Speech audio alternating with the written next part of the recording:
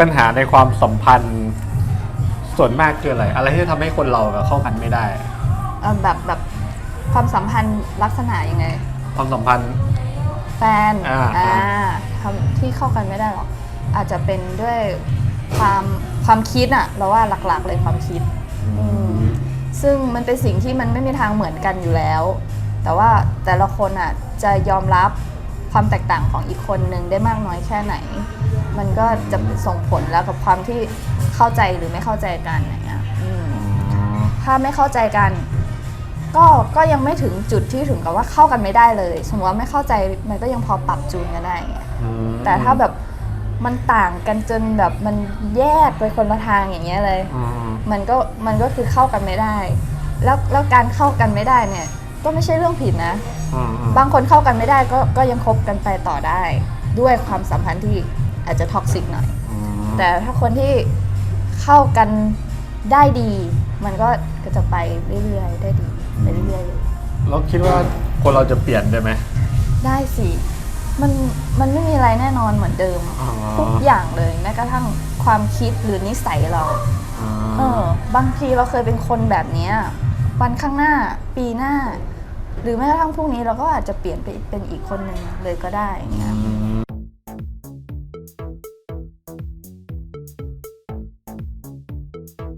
ถ้าสมมติพิมพ์ใจจะโกรธแฟน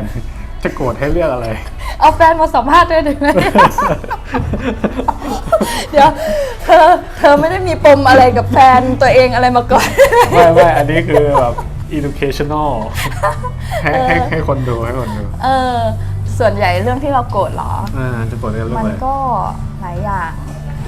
หลักๆเราจะไม่ค่อยโกรธเรื่องเป็นเรื่องใหญ่ๆเท่าไหร่ส่วนใหญ่ก็เรื่องจุกๆจิกๆอย่างเงี้ยโดยเฉพาะส่วนใหญ่ไม่ค่อยโกรธนะแต่ส่วนใหญ่ที่จะควบคุมความโกรธของตัวเองไม่ได้จะเป็นช่วงที่ใกล้จะถึงวันนั้นของเดือนจริงๆฝากถึงคุณผู้ชายหลายๆคนนะคะมันจะอธิบายให้ขอให้เข้าใจเนี่ยมันก็ยากอยู่เพราะว่าขนาดเราเลย เรายังไม่เข้าใจตัวเองเลยนะเธอฉันจะเล่าให้ฟังอันนี้ขอยาวเติมดีเทลหน่อยนิดนึงเดือนที่แล้วล่าสุดเลยนี่แหละเหตุเกิดอยู่ทุ่งศรีเมืองใกล้ๆนี่เลยเกิดอะไรขึ้นคือฉันก็ไม่รู้ว่าฉันโกรธอะไรเหมือนกันแต่ฉันรู้สึกว่าสิงโตอ่ะก็เหมือนไม่พอใจอะไรฉันสักอย่างพูดไม่เข้าหูนิดนึงเองซึ่งตอนนี้ฉันก็จำไม่ได้แล้วคิดดูแล้วฉันก็รู้สึกว่าแบบวัดไปนิดนึงสิงโตก็เหมือนแบบไอ้วะอะไรเงี้ยเหมือนกระแทกกันนิดนึงด้วยคำพูดก็เลยต่างคนต่างแยกเงียบไปอยู่คนละมุมแล้วทีนี้ฉันโกรธที่นางเงียบและนางไม่มาหาฉันคือผู้ชายในกรณีนี้ผู้ชายทำอะไรถึงจะถูกสักอย่างคือมาอยู่ใกล้ก็รู้สึกหงุดหงิดพูดไม่เข้าหู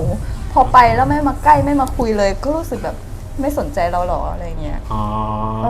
แล้วก็กลายเป็นว่าทะเลาะกันเราถึงขั้นแบบถึงวากเลยนะเว้ยเราแบบวากแบบร็อกเกอร์เลย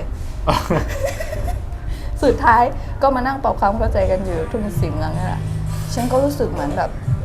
มันเกิดภาวะอะไรไม่รู้สับสนเหมือนกันแต่รู้สึกว่าอารมณ์มันควบคุมไม่ได้อะมันรู้สึกว่าโกรธแล้วไม่รู้โกรธอะไรเหมือนกันบอกเป็นเหตุเป็นผลไม่ได้มันอารมณ์มันมาเหนือเหตุผลพอเริ่มร่างกายมันเริ่มปรับความคิดเริ่มปรับอารมณ์เริ่มดีขึ้นก็เริ่มมาดูวันที่แล้วที่วันที่เท่าไหร่วะเฮ้ยใกล้จะถึงวันนั้นละประมาณพรุ่งนี้ก็มาเลยอย่างเงี้ยก็เลยเพิ่งเข้าใจตัวเองเหมือนกันว่าอ๋อที่ฉันเป็นแบบนี้อาจจะด้วยฮอร์โมนร่างกายหรือว่าอะไรของผู้หญิงบางคนที่มันจะสวิงมากๆมันจะความรู้สึกมันจะเป็นแบบนี้เลยนะมันคล้ายๆกับว่าในร่างกายเราอ่ะมันเหมือนมันมีเครื่องจักรชนิดหนึ่งแล้วมันกำลังสั่นอยู่เหมือนรถกำลังร้อนเครื่องกำลังร้อนอ่ะแล้วมันพร้อมที่จะบึ้นจึ้งกระแทกเลยแล้วพอตัวเองรู้ว่าจะถึงวันนั้นของเดือนแล้วตอนนั้นทำไงตอนแรกก็คิดว่าเราคงไม่เป็นอะไรหรอกอย่างเงี้ยมันก็ปกติอะไรเงี้ยแต่พอมารู้ตัวอีกทีเกิดสังเกตอาการตัวเองแล้วอย่างเงี้ยเริ่มแบบรู้สึกว่าหงุดหงิดง่ายเริ่มรู้สึกไม่สบายตัวนั่งนอนเดินกินอะไรก็ไม่อยากกินรู้สึกเหมือนร่างกายเรามันแปรปรวนอ่ะแต่ไม่ใช่ทุกคนนะคะไม่ใช่ทุกคนจะเป็นเฉพาะบางคนที่แบบอาจจะ ฮอร์โมนมันแปลกๆแต่ว่าก็ไม่ได้โทษอันนี้อย่างเดียวหรอกอาจจะลักษณะนิสัยส่วนตัวเราด้วยนิดนึง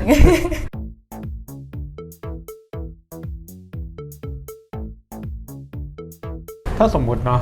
มีอะไรที่แบบรับไม่ได้เลยถ้าเจอแล้วจะเลิกทันทีก็พื้นฐานทั่วไปคิดว่าอันที่ใหญ่สุดเนาะก็คือเรื่องมือที่3ตอนนี้ก็คือไม่ได้ แล้วก็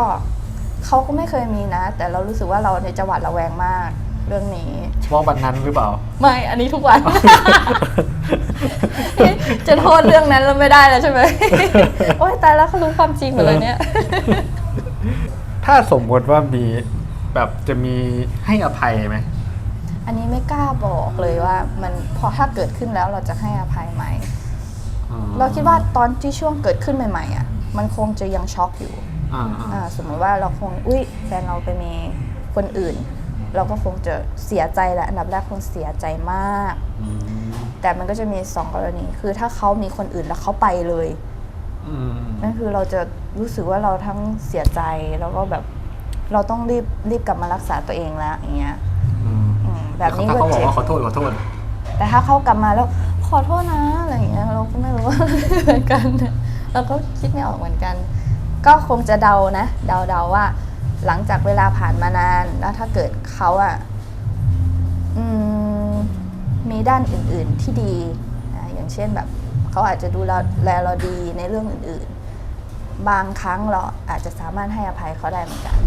อาจจะถ้าเขาไม่ได้เลือกที่จะไปเลยแล้วก็กลับมาเพื่อที่จะแบบมาปรับความเข้าใจเรื่องความสัมพันธ์อะไรเงี้ยอาจจะไม่กล้าคอนเฟิร์มเพราะว่าถ้าเราแบบสมมติว่าเราโชว์ความสตรองแล้วตอนนี้ฉันไม่ให้อภัยแน่นอนนี่ถ้ามีคนอื่นฉันเลิกแน่นอนฉันหาแฟนใหม่อย่างเงี้ยอันนี้คือเราคิดตอนนี้ไงแต่ถ้ามันเกิดขึ้นนะตอนนั้นเราเลิกว่ะแล้วไปหาเพื่อนมึงกูเลิกจริงครั้งนี้รับไม่ได้กูให้ใครไม่ได้หรอก3 วันผ่านไปถ้าเขามาเขาขอโทษขอโอกาสอย่างเงี้ยเราก็อาจจะให้อภัยและให้โอกาสเขาก็เลยแบบเรื่องนี้ยังตอบไม่ได้100%ดูเป็นคนตามอารมณ์เนาะประมาณนั้นตามอารมณ์เพราะว่ามันไม่แน่นอนไงเผื่อวันข้างหน้าเราเป็นอีกแบบนึงหรือเราคิดอีกแบบนึงรู้สึกอีกแบบนึงแล้วก็ยังไม่รู้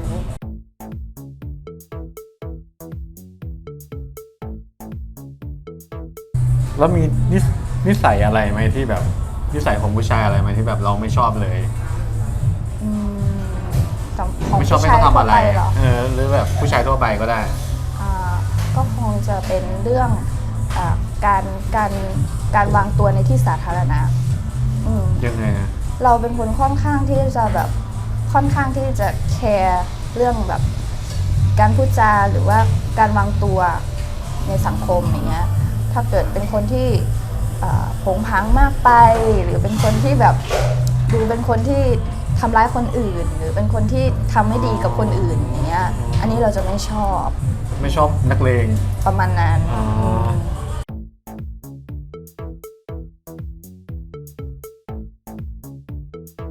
อันนี้ดูจะนอกเรื่องไปหน่อยปกติเ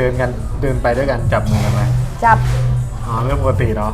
ปกติแต่เราชอบให้จับมือเพราะว่ามันรู้สึก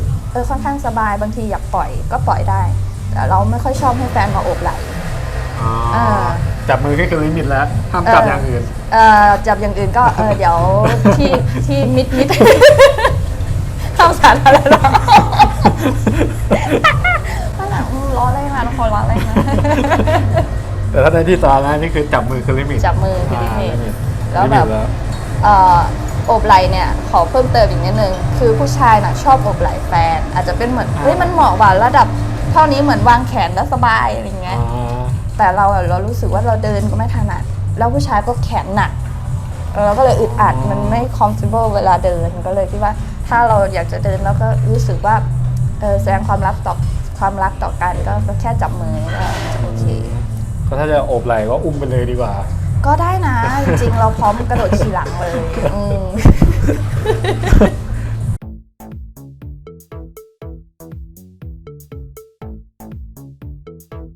แล้วนิสัยแบบไหนที่ชอบแบบชอบในตัวเขาที่สุดนี่คืออะไรในตัวแฟนเราใช่ไหมเรารู้สึกว่าเขาเป็นคนที่ ดีกับทุกคนเลยเขาเป็นคนที่ nice พูดจาไพเราะแล้วก็ชอบช่วยเหลือคนอื่น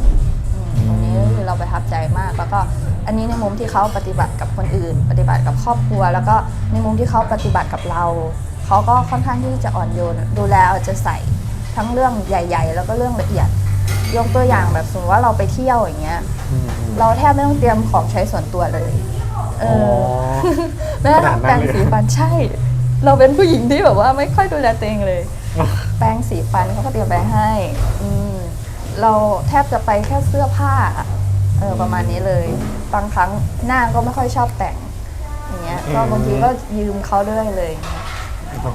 สบู่อะไรยืมเขาหมดเลยแล้วลองดูไหมล่ะเอากระเป๋าเข้ามาดูไหมขอดูได้เลยว่าในกระเป๋าเขามีอะไรบ้างมียาดมกรรไกรตัดเล็บกรรไกรตัดขนจมูกก็มีขนาดนั้นเลยเหรอจริงเอามาดูได้โอเคสายชาร์จแบต power bank คือทุกอย่างที่น่าจะได้ใช้กับเราอ่ะเขาก็เตรียมไว้หมดเลยขาดแต่กางเกงในถ้าเตรียมได้ก็อยากให้เตรียมนะ ครั้งต่อไปก็ดูแลด้วยนะคะฝากด้วยฟีดแบ็กนะฮะต้องจดนะ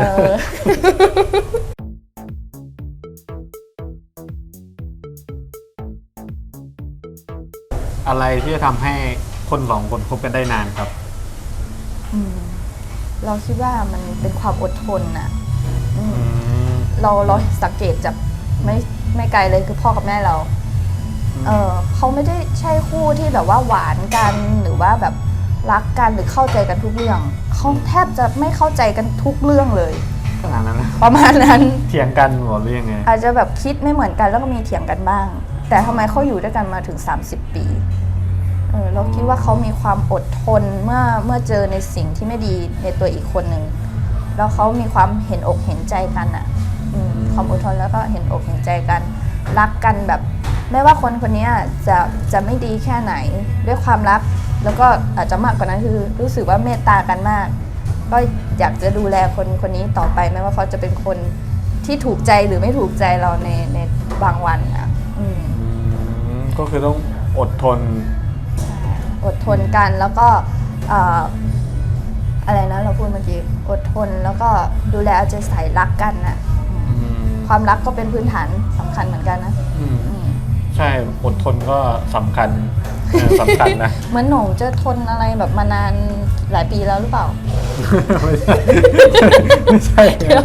แต่เรารู้สึกแฟนเราเนี่ยมีความอดทนนะคือเราก็ยอมรับนะว่าเราไม่ใช่คนดีเพอร์เฟกต์อะไรเลยเราก็มีบ้างที่งี่เง่าด้วยบางครั้งเราก็อารมณ์มาเหนือเหตุผลบางครั้งก็เอาแต่ใจเงี้ยเราก็ยังคิดเลยว่าอย่างบางช่วงชีวิตที่เรามีปัญหามากๆแล้วก็กระทบถึงความสัมพันธ์ทั้งด้านทัศนคติการใช้ชีวิตอย่างเงี้ยซึ่งมันเป็นปัญหาที่รุนแรงมากถ้าไม่อาศัยความอดทนของเขาอะที่มากกว่าฝ่ายเราอะก็คงไม่น่าจะคบกันมาได้ถึงขนาดนี้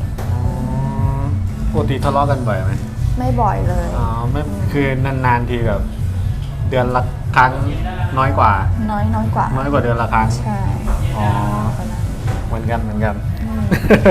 แต่เคยทะเลาะหนักก็คือเรื่องการงานประมาณนี้ประมาณว่าเราแชร์ความคิดว่าเราอยากจะไปทางนี้แต่เขาคิดอีกทางนึงที่ไปทางนั้นเราก็ด้วยประสบการณ์ชีวิตที่ไม่มากเราก็คิดว่ามันจะไปด้วยกันไม่ได้งั้นเราเลิกกันดีกว่าไหมแยกย้ายกันไหมอะไรเงี้ยแต่ก็ถ้าไม่ได้การทะเลาะกันแล้วการวักใส่กันหลายๆครั้งมันก็จะไม่ได้เห็นมุมมองหลายๆมุมมองก็ต้องขอบคุณที่เขาอดทนแล้วก็ทั้งสองคนน่ะมันก็ไม่ใช่ฝ่ายใดฝ่ายหนึ่งเนาะก็ยังประคับประคองกันมาได้เรื่อยๆ Thank you so much. Welcome home 76 in the master tier and also Scott Dinsmore in the night tier.